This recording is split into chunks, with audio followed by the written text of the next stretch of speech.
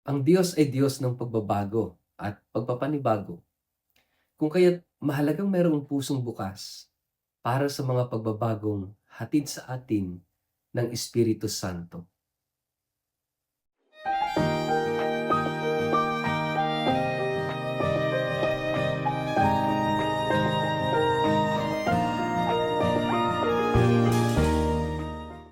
Ang mabuting balita ng Panginoon ayon kay San Marcos. Minsan nag-aayuno ang mga alagad ni Juan na tagapagbautismo at ang mga Pariseyo.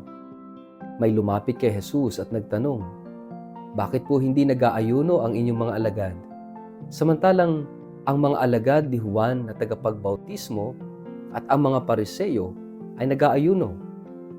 Sumagot si Jesus, "Dapat bang mag-ayuno ang mga panauhin sa kasalan habang kasama pa nila ang lalaking ikinasal? Hindi. Hanggat kasama nila ito, hindi nila gagawin iyon. Ngunit darating ang araw na kukunin mula sa kanila ang lalaking ikinasal at saka sila mag-aayuno. Walang nagtatagpi ng bagong tela sa isang lumang damit sapagkat kapag umurong ang bagong tela, mababatak ang tinagpian at lalong lalaki ang punit. Wala ring naglalagay ng bagong alak sa lumang sisidlang balat sapagkat papuputukin lamang ng alak ang sisidlang balat at kapwa masasayang ang alak at ang sisidlan. Sa halip, ang bagong alak ay inilalagay sa bagong sisidlang balat." Ang mabuting balita ng Panginoon. Word of the day, hear what God has to say.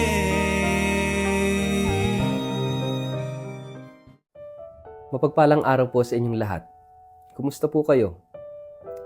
Ang ating pong word of the day ay novelty. Ito'y galing sa salitang novo, ang ibig sabihin bago.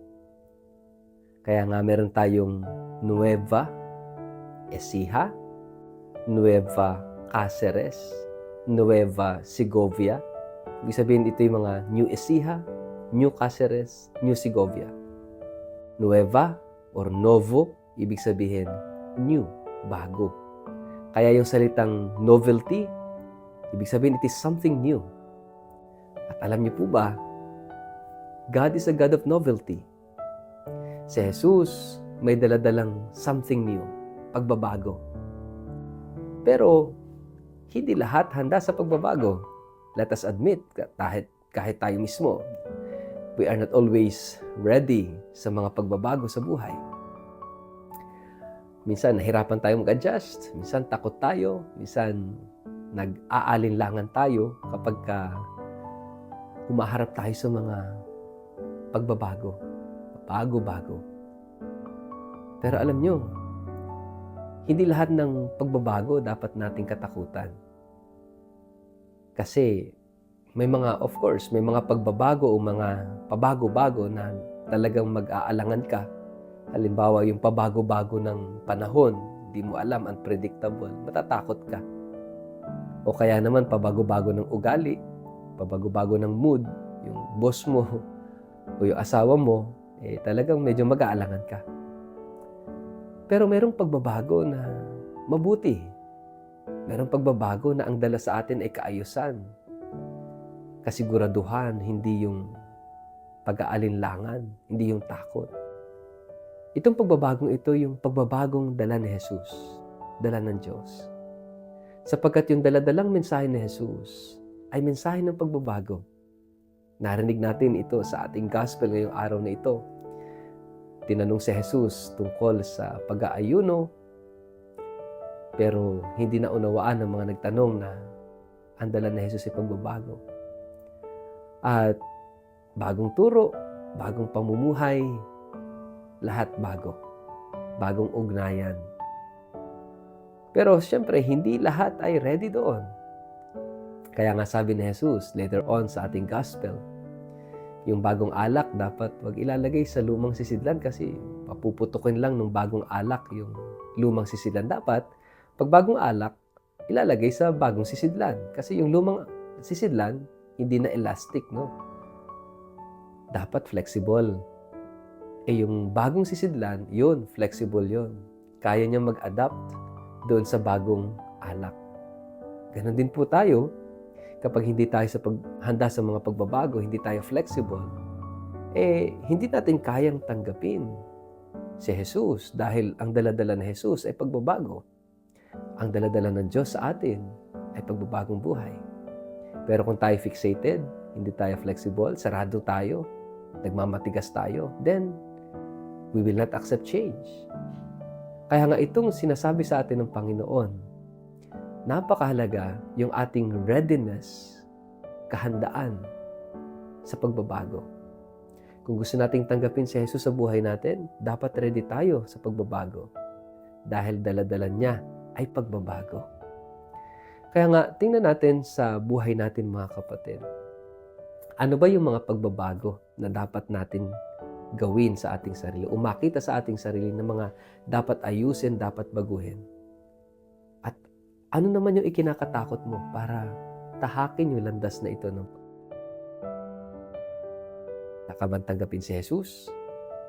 Kung handa, dapat handa tayo sa pagbabago. Kaya ito yung gusto ng Diyos sa atin, na tayo ay baguhin, tayo ay hubugin ayon sa kanyang plano. But of course, it is up to us. Kung pipiliin mo ba na baguhin ka ni Jesus? Sapagkat si Jesus, laging pinipili ka para ayusin, para baguhin ang buhay mo. Sa ngalan ng Ama at ng Anak at ng Espiritu Santo. Amen. Ama naming Diyos, tulungan mo kami na tanggapin ang mga pagbabago sa aming buhay. Maging palaging bukas at handa upang kami ay mahubog ayon sa iyong kalooban. Amen. Pagpalain po kayo at ingatan ng makapangyarihang Diyos, Ama at Anak at Espiritu Santo. Amen.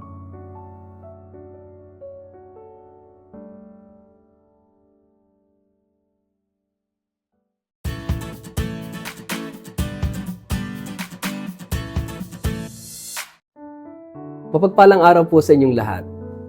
Inaanyayahan ko kayo na makibahagi sa isang natatanging pilgrimage sa Eastern Europe bilang bahagi ng Jubilee of Hope. Isang pagkakataon po ito upang mapalalim ang ating pananampalataya, mas lalo pang mapalapit sa Diyos at maranasan ang mayamang kultura at espiritualidad ng mga bansang ito. Ang mga tampok na lugar na atin pong bibisitahin, unay ang Sanctuary of the Divine Mercy at Shrine of St. John Paul II sa Poland. Tuklasin natin ang kahulugan ng awa ng Diyos sa pamamagitan ng pagdalaw sa mga lugar na ito kung saan isinilang at naglingkod ang Santo Papa ng awa si St. John Paul II. Pangalawa, ang debosyon sa Infant Jesus of Prague o Santo Niño de Prague na matatagpuan sa Czech Republic. Palalimin natin ang pananampalataya sa pamamagitan ng debosyon sa banal na sanggol na si Jesus, na kilala sa pagpapagaling at pagbibigay ng mga biyaya. Ikatlo, yung Marian devotion sa Medjugorje sa Bosnia and Herzegovina. Damhin po natin dito yung kapayapaan at mga mensahe ng mahal na Birheng Maria sa lugar na ito ng debosyon at mga himala. At marami pang mga simbahan at santuaryo sa Austria, Czech Republic, Slovenia, Croatia at Bosnia and Herzegovina. Bisitahin ang mga makasaysayang simbahan at santuaryo na puno ng kagandahan, sining at espiritual na kahulugan. Bakit nga ba dapat mong sumama? Dahil una, ito isang bihirang pagkakataon upang mas lalong mapalapit sa Diyos sa pamamagitan ng panalangin at pagninilay. Makasama ang iba pang mga mananampalataya ang nagnanais na lumago sa kanilang espiritual na buhay. Siyempre, ikatlo, tuklasin ang mayamang kasaysayan, kultura at pananampalataya ng mga lugar na ating bibisitahin. At para po sa mga interesadong sumama, agad na makipag-ugnayan po sa 0917-5860141 o 0917-823-8461. Huwag po nating palampasin ang natatanging pagkakataong ito upang maranasan ang biyaya at inspirasyon ng Jubilee of Hope. Halina po at maglakbay, magdasal at magdiwang ng pananampalataya natin sa Diyos.